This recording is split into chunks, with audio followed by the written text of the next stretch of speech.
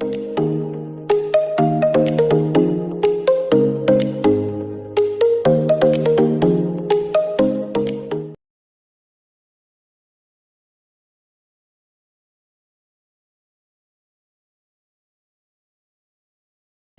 tanpa tanggung jawab dapat berubah menjadi para pendiri bangsa. Demokrasi adalah tentang memaksakan perlindungan hak warga negara.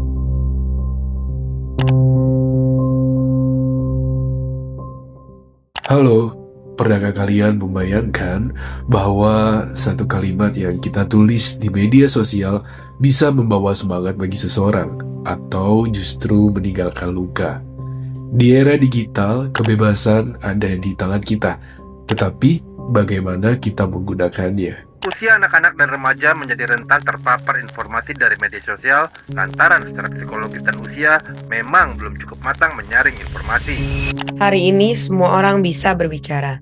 Semua orang bisa memberikan pendapat. Semua orang bisa membagikan informasi.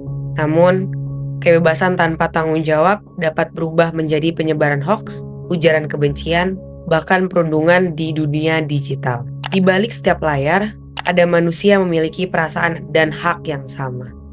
Hak asasi manusia bukan semata yang diberikan oleh negara. Hak itu sudah melekat pada setiap manusia sejak lahir. Artinya, setiap orang berhak dihormati, berhak didengar, berhak diperlakukan secara adil tanpa melihat siapa dia. Kita, dengan paduan hasrat yang menyala-nyala, berjuang menuju ke arah perdamaian dunia yang kekal abadi, bersendikan kekeluargaan seluruh manusia di dunia.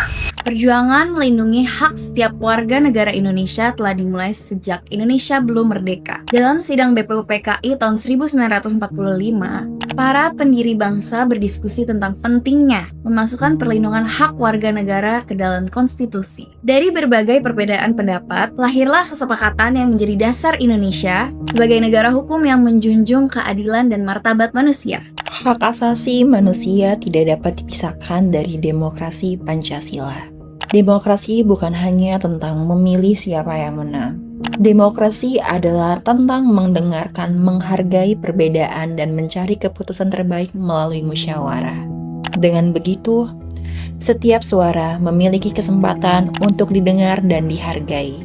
Sebagai mahasiswa Universitas Pelita Harapan, kami juga mempelajari bahwa setiap manusia diciptakan menurut gambar dan rupa Allah atau Imago Dei. Karena itu, setiap manusia memiliki martabat yang sama.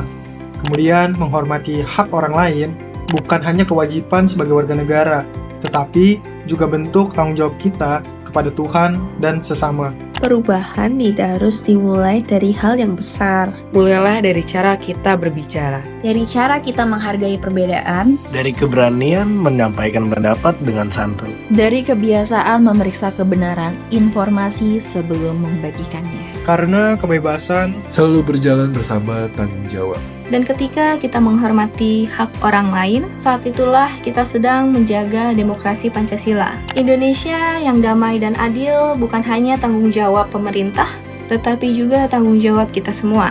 Hak asasi manusia adalah hak kita semua. Demokrasi adalah tanggung jawab kita bersama. Mari gunakan kecerdasan dengan bijak, hormati hak setiap manusia, rawat demokrasi Pancasila, karena Indonesia yang lebih baik dimulai dari kita.